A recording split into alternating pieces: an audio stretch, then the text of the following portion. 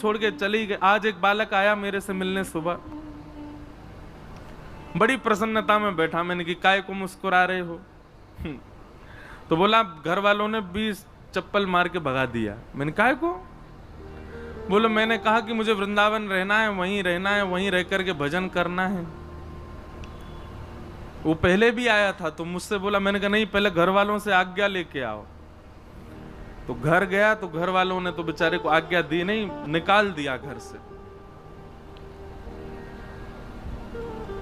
कितना भयावह कलयुग आ गया है। बेटा रात में पी के आता है, बेटा रात में वैश्या गमन करके आता है, उसको घर वाले नहीं निकालते हैं।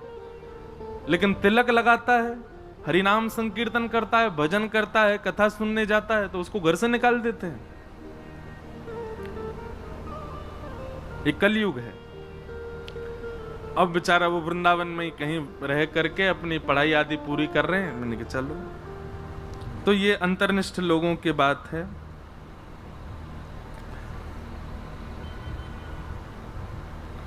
किन्हीं का भाव है कि गोविंद में हृदय अति लग रहा है, श्री राधा रानी में मन नहीं लग रहा, क्या करें? ठाकुर जी आपकी भक्ति से प्रसन्न नहीं है। आप जो भाव अर्पित कर रहे हो उससे शायद ठाकुर जी को कहीं ना कहीं कोई प्रसन्नता नहीं। तो यह बात निश्चित है कि किशोरी जी की भक्ति करो और श्याम सुंदर प्रिय लगने लग जाएं तो किशोरी जी प्रसन्न हैं। और ठाकुर जी की भक्ति करने लगो और करते करते किशोरी जी का जब कोई वाक्य सुनो, किशोरी जी की कोई लीला सुनो तो नेत्र सजल हो जाए, समझ जाना ठाकुर जी प्रसन्न हैं। हनुमान जी की भक्ति से यदि हनुमान जी प्रिय लगते हैं, राम जी प्रिय नहीं लगते, तो हनुमान जी प्रसन्न नहीं है आपसे। हनुमान चालीसा का पाठ करते करते करते राम जी से स्नेह हो जाए और राम राम जपते जपते जपते जपते श्री हनुमान जी प्रिय लगने लग जाएं। ये भक्ति का ये एक विपरीत स्वरूप होता है। आप जिसका भजन करो तो उसका प्रिय आपको प्रिय लगे। अरे भाई, प्रेम का ये स्वरूप है कि हमारे प्रेमी को जो प्रिय है वो हमको अपने आप प्रिय लगने लगता है। और यदि प्रेमी का प्रेमी प्रिय नहीं लग रहा है, इसका मतलब प्रेमी आपसे प्रसन्न नहीं है, इसीलिए वो अपने प्रेमी की चर्चा आपसे नहीं करता। अब जैसे आपका हमसे प्रेम है और मैं कहूं मुंह तो रसगुल्ला बहुत जोर को लगे, भैया रसगुल्ला ले आओ, गुलाब जामुन ले आओ, जो गोल गोल दिखे वाले कोई वैसे है नहीं, मैं ऐसे ही बोल रहा हूं। तो प्रेम का इस स्वरूप है कि प्रेमी को जो प्रिय आप वही उसके सामने प्रस्तुत करते हो। प्रेमी को जो प्रिय आपको भले वो प्रिय ना हो, फिर भी आप उसके आश्रय में जाकर के थोड़ा चिंतन करते हो, देखते हो अच्छा ठीक है इनको भिंडी सब्जी पसंद है, हम खा के तो देखें कैसी लगती। ठीक वैसे ही अगर आप ठाकुर जी की उपासना करते हैं और किशोरी जी के प्रति आपका भाव नहीं है, तो इसका मतलब यह कि आपकी जो भक्ति है उसमें कहीं तो चूक हो रही है, कहीं तो कुछ आपसे कुछ ऐसा कुछ भाव बन रहा है जिसकी वजह से किशोरी जी के प्रति प्रेम नहीं हो रहा है। और कोई यदि किशोरी जी कोई भजे जा रहा है, बस श्री राधा श्री राधा श्री राधा, ठाकुर जी के प्रति कोई भाव नहीं, तो निश्चित है कि उसकी भक्ति स्वीकार्य नहीं हो रही है। तो इसलिए चूक कहां हो रही है वो ढूंढो और उसको ठीक करो। किशोरी जी के प्रति प्रेम उत्पन्न हो तब समझो कि हां लाल जी आपके भक्ति से प्रसन्न हैं। फिर आपका दूसरा प्रश्न, क्या शरीर रूपी पुत्र पुत्री को मैं गोपाल रूप और प्रेम करूं तो वो मोह है या प्रभु का भक्ति भाव संदेह दूर करे? पता नहीं क्या भाव है, लेकिन इसमें ये कह रहे हैं कि बच्चों को ही गोपाल जी मान लें। मान सकते हैं, लेकिन कब तक? केवल 5 वर्ष तक। 5 वर्ष तक तो उसको गोपाल जी मानो। क्यों? क्योंकि उस समय उसमें विकार नहीं है। जैसे ही बालक में विकार उत्पन्न होने लग जाते हैं, फिर आप उसको भगवत स्वरूप नहीं, फिर तो वो आपका लाला ही है, फिर तो आपका बालक ही है। उसी भाव में रखो, उसी भाव से उसको देखो। तो ये आज के प्रश्न हैं। फिर किन्हीं का प्रश्न है, मेरा यह प्रश्न है कि भगवान शिव पर भांग का प्रसाद लगाकर उसका सेवन उचित है? बिल्कुल उचित नहीं है। क्यों करना आपको? और प्रसाद लेना ही है तो फिर तिनका मात्र लो। वो नहीं कि हमारा झूमन लगे हुआ को लेकर के आनंद में आगे बोले महादेव का प्रसाद है हमने ले लियो। फिर और जो महाकाल पर आदि आदि वस्तु प्रसाद रूप में चढ़ाते हैं नशा आदि की, वो सब लेना चाहिए? बिल्कुल नहीं लेना चाहिए। ये सब भाव आपको समझने चाहिए। ब्रज में आप लोग बैठे हैं, ठाकुर जी के ऊपर देखिए एक बात बहुत ध्यान से सुनिए। जिस किसी भी पदार्थ से आप अनकॉन्शियस होते हो, जिस किसी भी पदार्थ से आपकी बुद्धि विवेक शून्य होती है, आपकी जिह्वा अपना आपा खो देती है, आप अपने पैरों के वश में नहीं होते, सीधी बात, जिससे भी आप थोड़े नशे से में आ जाते हैं, वो वस्तु प्रसाद रूप में भी नहीं सेवन करनी। और कहीं कहीं विधान है उसके प्रसाद का, तो फिर उसको प्रणाम मात्र करो। दृष्टि से भी प्रसाद स्वीकार होता है। अब कहां है ये तो भगवान जाने, कहां कहां प्रसाद लगता है ऐसी चीजों का। पर भैया एक बात बोलें, अगर झूमना ही है, नशा करना ही है, तो भक्ति को करो। ये बाह्य पदार्थ को कहा करना। यदि आपको अनकॉन्शियस होना ही है तो ठाकुर जी की प्रेम की चर्चा सुनकर के है जाओ, ठाकुर जी की लीला सुनकर के है जाओ। ये सब बाह्य वस्तु पा करके अपने आप को आपे से बाहर करके और पड़े महाराज दुल्लर तिल्लर, आंख खुल नहीं रही हैं, लाल लाल पड़ गए, बोल कछू रहे हैं, निकल कछू और रोए, चल कहीं रहे हैं, जा कहीं और रहे हैं। ऐसी ही ठीक सिचुएशन होती है भक्ति मार्ग में, वो करके देख लो। सांसारी व्यसन और भगवान के नाम पे तो कभी भी नहीं। मैंने एक जगह कथा में कहा था, ये महादेव के नाम पर जितने लोग नशा करते हैं, महादेव अपना त्रिशूल पहना रहे हैं, बोलो मिलो बेटा काउ देना तुम मोए, देखूंगा तुम्हें। महादेव का प्रसाद तो विष भी है, पी लो। महादेव तो वो भी धारण करते नीलकंठ। चलो हम आपको अनुमति दे रहे हैं, महादेव पे चढ़े हुए प्रसाद खूब पाओ, लेकिन शर्त है कि महादेव को तीसरा प्रसाद जो है का है विष, उसकी भी एक बूंद आपको चाटनी पड़ेगी। अगर आप वो कर सको तो फिर लो। कितना मतलब ये सोचो कि मानव किस स्थिति में पहुंच गया, अपने सुख के विचार के लिए कुछ भी कर सकता है भगवान का प्रसाद बना करके। ऐसा नहीं करना है।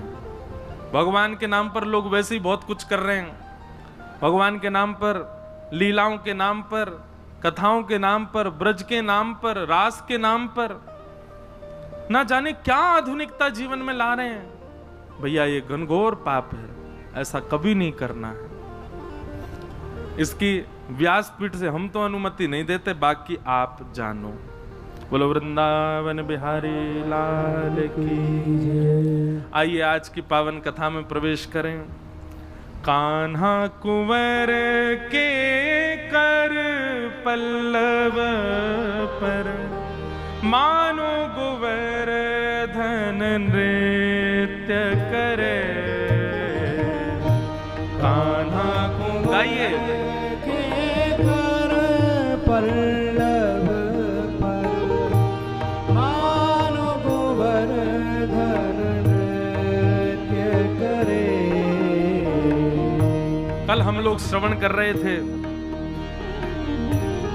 सब ब्रजवासियों को लेकर के ठाकुर जी श्री गिरिराज जी की शरण में पहुंचे।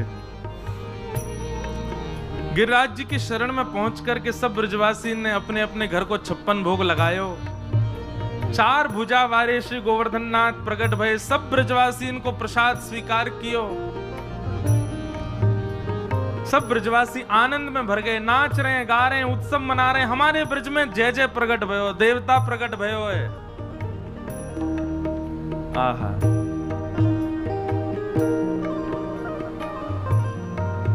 ठीक कर लो। ठाकुर जी प्रकट भय हैं, सब ब्रजवासी आनंद में भर करके नाच रहे हैं, गा रहे हैं, उत्सव मना रहे हैं। सब लोग जा जा करके धन्यवाद के रूप में ठाकुर जी को प्रणाम कर रहे हैं। लाला अरे भैया तेरी उम्र खूब बढ़े, तू ऐसे ही युग युग राज करे लाला, तेरी कृपा से आज हमको देवता के दर्शन है गए। ठाकुर जी सब ब्रजवासी इनके मन के भाव सुनकर के आनंदित है रहे। तभी श्री नारद जी महाराज ने कुछ 56 भोग की सामग्री अपनी झोली में भरी और पहुंच गए इंद्र के पास, और इंद्र को जाकर के बोले लो मोहन थार पाओ। इंद्र ने जैसे ही मोहन थार पायो, बोले बड़ो स्वाद है, कहां से लेके आए? बोले बढ़िया लग रहा हो। बोले बहुत अच्छा। बोले लो पेड़ा पाओ। पेड़ा लियो। बोले बड़ो जोर को लग रहा हो महाराज, लाए कहां थे? बोले ले रसमलाई पा, ले रबड़ी पा। एक के बाद एक सामग्री दे। इंद्र के लाए कहां थे हो? नारद जी बोले आजकल तेरी पूजा बंद है गई है, ब्रजवासी नन्हे से गोपाल जी की पूजा कर रहे हैं, तो वही के का 56 भोग बने, तुम्हें तो सब देवतान में बांट तो होते। मैंने की तो हुए दे चलूं, ले पाले। इंद्र ने जैसे सुनी मेरी पूजा बंद है गई, आकाश में से जैसे झांक करके देखा तो महाराज ठाकुर जी एक रूप से सामने खड़े होकर के आरती कर रहे हैं, और एक रूप से 4 भुजा वाले बन करके सब ब्रजवासी को भोग स्वीकार कर रहे हैं। बंधुओं, हम मानवों के चित्त में ठाकुर जी की लीला के प्रति संशय होना सामान्य बात है, क्योंकि देवताओं के चित्त में भी हो जाती है। लेकिन याद रहे, ये उन्हीं के चित्त में ठाकुर जी के प्रति प्रश्न चिन्ह प्रकट होता है जिनके चित्त में भक्ति नहीं है, प्रेम नहीं है, ज्ञान है, वैराग्य है, त्याग है, लेकिन प्रेम यदि नहीं है चित्त में, तो निश्चित है ठाकुर जी की लीला पर आप प्रश्न उठाओगे, ये कैसे हो गया, ये कैसे कर सकते हैं। इंद्र के चित्त में आया कि ये भगवान नहीं हो सकता, ये निश्चित ही कोई बहलूपिया अपनी पूजा करवाने के लिए कृष्ण रूप धारण करके गया है। और जैसे ये भाव आया, मेघमालाओं को आज्ञा कर दी, जाओ जाकर के पूरे ब्रजमंडल पर इतनी वर्षा करो कि पूरा ब्रजमंडल डूब जाए। काले काले बादलों ने आकर के पूरे ब्रजमंडल को घेर लिया, मूसलाधार बारिश होने लगी। सांवर्तक ऋतु आई, जो प्रलय काल के समय पर वर्षा होती है वो वर्षा ब्रजमंडल में होने लगी, एक एक बूंद हाथी के पैर के समान, मतलब जहां बूंद गिरे वहीं गड्ढा है जाए। और ऐसी बूंद भी ऐसे नहीं कि यहां पड़ रही है वहां पड़ रही है, एक साथ पूरे ब्रजमंडल पर वर्षा हो रही है। ब्रजमंडल जल निमग्न होने लगा। त्राहिमाम करके अपने बालक बच्चन को गोद में उठा के ब्रजवासी दौड़ रहे हैं, अरे बचाओ, हम तो पहले ही मना कर रहे हैं इंद्र की पूजा बंद मत करो, देखो या इंद्र ने सब हमारा सर्वनाश कर दियो। ठाकुर जी ये देख करके बड़े चिंतित हो गए। ब्रजवासियों के चित्त में अविश्वास प्रकट हो रहा है। भैया ने कि यहां देख ले करो, अब रुक जा। अविश्वास प्रकट हो रहा है। सब ब्रजवासी मन में विचार कर रहे हैं, इंद्र आज हमको जीवित नहीं छोड़ेंगे। भगवान ने सब ब्रजवासियों से कही, जिनकी शरण में आए उन पर विश्वास रखो भैया, उन पर भरोसा करो, केवल वस्तु प्रस्तुत करनो, आरती करनो, यही भक्ति को स्वरूप नहीं, विश्वास तो करो देव पर। मान लीजिए आप कल अपने देव इष्ट को पूज करके आए और आज आपको फ्रैक्चर हो गया, तो पहली बात हमारे चित्त में यही आती है, पता नहीं क्या हो गया, कल तो पूजा करके आए, कल तो बढ़िया हम खूब खर्चा करके आए, दान पुण्य करके, आज हम टूट गए। तो दो बातें आती हैं, या तो हमसे कोई अपराध बन गया है, या फिर हमारे इष्ट जो हैं वो ज्यादा शक्तिमान नहीं है, ज्यादा शक्तिशाली नहीं है। बताओ, इतनी बड़ी हमारे जीवन में कष्ट आए और वो संभाल भी नहीं पाए। अविश्वास नहीं, ये अविश्वास ही। अब ऐसा भी हो सकता है कि आप कथा सुन रहे हैं, कथा के उपरांत आपके साथ कुछ ऐसा हो, भगवान ना करे कुछ हो, पर कुछ भी हो तो आपका कथा के प्रति अविश्वास ना हो जाए।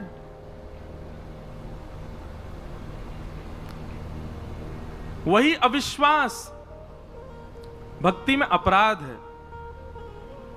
ठाकुर जी की शरण में गए हो तो फिर उसके बाद चाहे जो हो वो सब हमारे प्रारब्ध से है, बस ये समझना चाहिए कुछ और बड़ा होना था, लेकिन ठाकुर जी ने सूक्ष्म में ही डाल दिया है, उसके प्रति अविश्वास भाव मत रखो।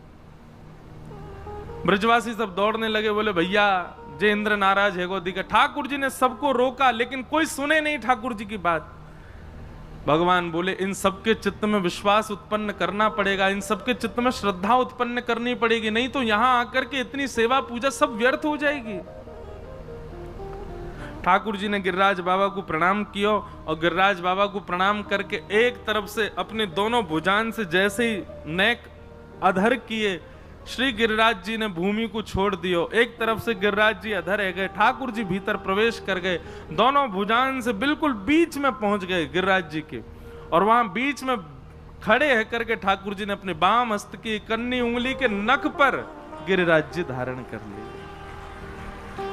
बोलो गिरिराज धारण की, श्री गोवर्धन नाथ की, श्याम सुंदर श्री यमुने महारानी की, पूछरी के लौठा की, हुप हुप प्यारे।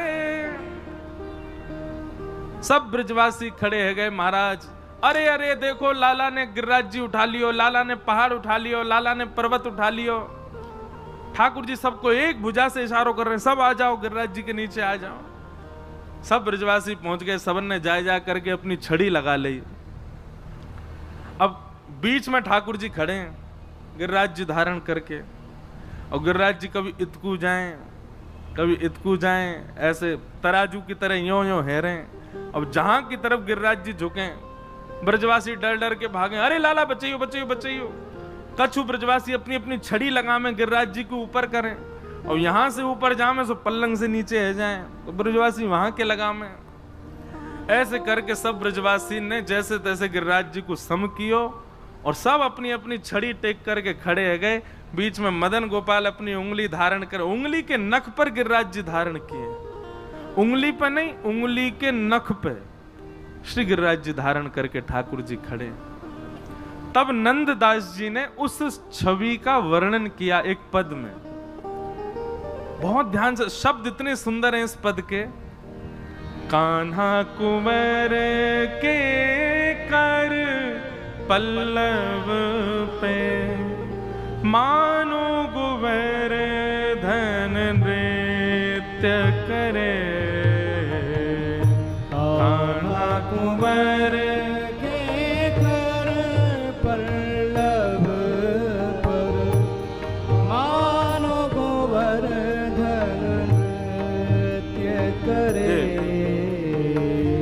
आप लोगों को पता ना दिख रहे हैं कि नहीं, ये रहो नंददास जी को चित्र, अष्ट सखा बैठे हैं ना नीचे, ये है नंददास, इनको ये पद है। कान्हा कुंवर के कर पल्लव पर, मानो गुवर धन नृत्य करे। कान्हा कुंवर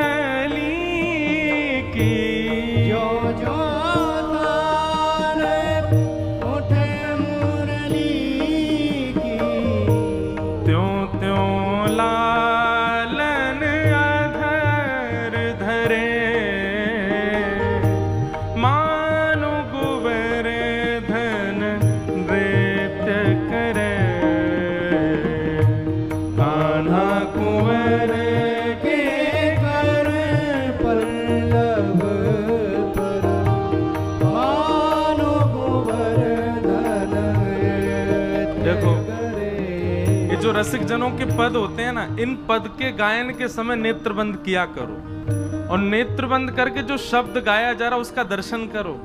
अब दर्शन कैसा है कि बीच में ठाकुर जी अपनी एक अन्य उंगली धारण करके गिरिराज जी को धारण करके खड़े हैं, गिरिराज जी कभी उल्टे हाथ को नीचे जा रहे हैं, कभी सीधे हाथ को नीचे जा रहे हैं। तो श्री नंददास जी कह रहे हैं, ओहो, ठाकुर जी के कर के ऊपर गिरिराज जी मानो नाच रहे हैं, इत इत को जा रहे हैं, आनंद में भर गए श्री गिरिराज जी। और उनके नृत्य को, अब भैया कोई नाच रहा है तो कछु ना कछु वाद्य तो बजने चाहिए। तो जैसे ही गिरिराज जी नृत्य करने लगे, ठाकुर जी की कमर में बंधी हुई वंशी अपने आप स्वर निकालने लगी। ज्यों ज्यों तान उठत मुरली की, अपने आप वंशी के स्वर प्रकट होने लगे। ठाकुर जी ने एक भुजा से वंशी निकाल करके अपने अधर पर धारण कर ली, दूसरी भुजा से गिरिराज जी धारण करके खड़े हैं और श्री गिरिराज जी मदमस्त है करके नृत्य कर रहे हैं ठाकुर जी के कर पर।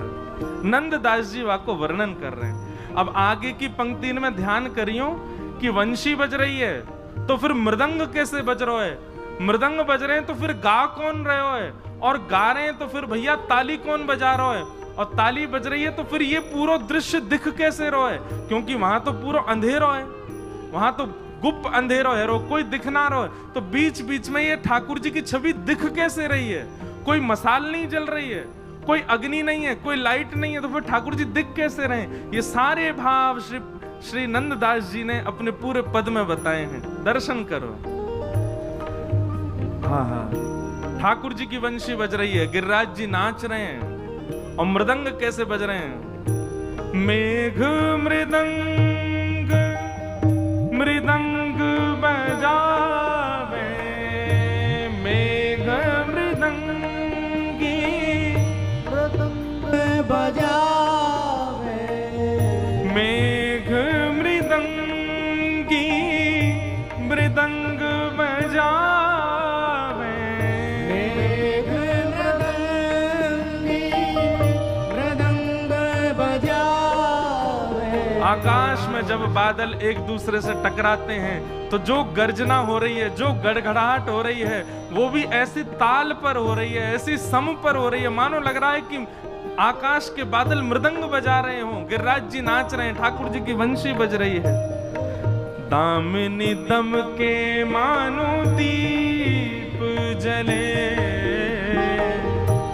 मानो गोवर्धन नृत्य करे, कान्हा कुंवर के कर पल्लव पर, मानो गोवर्धन नृत्य करे। कैसा दृश्य है, बोले मेघ मृदंग बजा रहे हैं, ठाकुर जी वंशी बजा रहे हैं, गिरिराज जी नाच रहे हैं, और ये छवि दिख कैसे रही है, बोले जब जब बादल आपस में टकरा में तो कड़क करके जैसे ही बिजली चमके महाराज, वो एक क्षण के लिए चमकने वाली बिजली की जितने प्रकाश हो गए, वही प्रकाश में ठाकुर जी को ये रूप दिखाई दे रहा है, गिरिराज जी धारण करके खड़े हैं। जब जब बिजली चमके तब तो ब्रजवासी वह रूप को दर्शन कर रहे हैं, अन्यथा तो सब कारो कारो कोई कछु देख ही नहीं पा रहा है, बस प्रतीक्षा कर रहे हैं अब बिजली चमके तो लाल जी को दर्शन हो। दामिनी दम के मानो दीप जले, कान्हा कुंवर के कर पल्लव पर मानो गोवर्धन नृत्य करे। आहा। हे ग्वाल ताल दे नीको गावे, ग्वाल ताल दे नीको गावे, गाल ताल दे नीको गावे, ग्वाल ताल दे नीको गावे। गायन के संग सुर जो भरे, मानो गोवर्धन नृत्य करे, कान्हा कुंवर के कर पल्लव पर, मानो गोवर्धन नृत्य करे। आहा, कितनी सुंदर छवि है। मृदंग बादल बजा रहे हैं, वंशी ठाकुर जी बजा रहे हैं, गिरिराज जी नाच रहे हैं, बीच बीच में बिजली कड़क के दीप जला रही है, और इन सबन को अपनी ताल बना करके ग्वाल बाल सब ताल दे दे करके गा रहे हैं। बोल गिरिराज धरण की। मंगल गायन सब ग्वाल बाल चारों ओर बैठ करके कर रहे हैं, और वहां में भी एक अद्भुतता, गायन के संग सुर जो भरे। गैया जो रमावे ना, ये अम्मा अम्मा करके जो गैया बीच बीच में बोले, वो भी स्वर में बोल रही है, वो भी स्वर दे दे करके सबन को उत्साह वर्धन कर रही है। कान्हा कुंवर के कर पल्लव पे, मानो कुंवर धन नृत्य करे। कान्हा कुंवर के कर पल्लव पर, मानो कुंवर धन नृत्य करे। देत आशीष सकल ब्रज गोपी, देत आशीष सकल ब्रज गोपी, बरखा को जल अमित झरे। बरखा को जल अमित भरे। अति अद्भुत अवसर गिरिधर को, अति अद्भुत अवसर गिरधर को, अति अद्भुत अवसर गिरिधर को। अति अद्भुत अवसर गिरधर को। नंद दास के दुख हरे, मानो कुंवर धन नृत्य करे। कान्हा कुंवर के कर पल्लव पर, मानो कुंवर नृत्य करे। गिरिराज धरण प्रभु तुम्हारी शरण। गिरिराज धरण प्रभु तुम्हारी शरण। गिरिराज धरण प्रभु तुम्हारी शरण। गिरिराज धरण प्रभु तुम्हारी शरण। रखो लाज हमारी गोवर्धन। रखो लाज हमारी गोवर्धन। हे रखो लाज हमारी गोवर्धन। रखो लाज हमारी गोवर्धन। हे गिरिराज धरण प्रभु तुम्हारी शरण। गिरिराज धरण प्रभु तुम्हारी शरण। गिरिराज धरण प्रभु तुम्हारी शरण। गिरिराज धरण प्रभु तुम्हारी शरण। हे गिरिराज धरण प्रभु तुम्हारी शरण। गिरिराज धरण प्रभु तुम्हारी शरण। ओ रखो लाज हमारी गोवर्धन। रखो लाज हमारी गोवर्धन। ओ रखो लाज हमारी गोवर्धन। रखो लाज हमारी गोवर्धन। आओ गिरिराज धरण प्रभु तुम्हारी शरण। गिरिराज धरण प्रभु तुम्हारी शरण। गिरिराज धरण प्रभु तुम्हारी शरण। गिरिराज धरण प्रभु तुम्हारी शरण। तुम्हारी शरण। गिरिराज धरण प्रभु तुम्हारी शरण। गिरिराज धरण प्रभु तुम्हारी शरण। गिरिराज धरण बोल गोवर्धन नाथ की। की जय।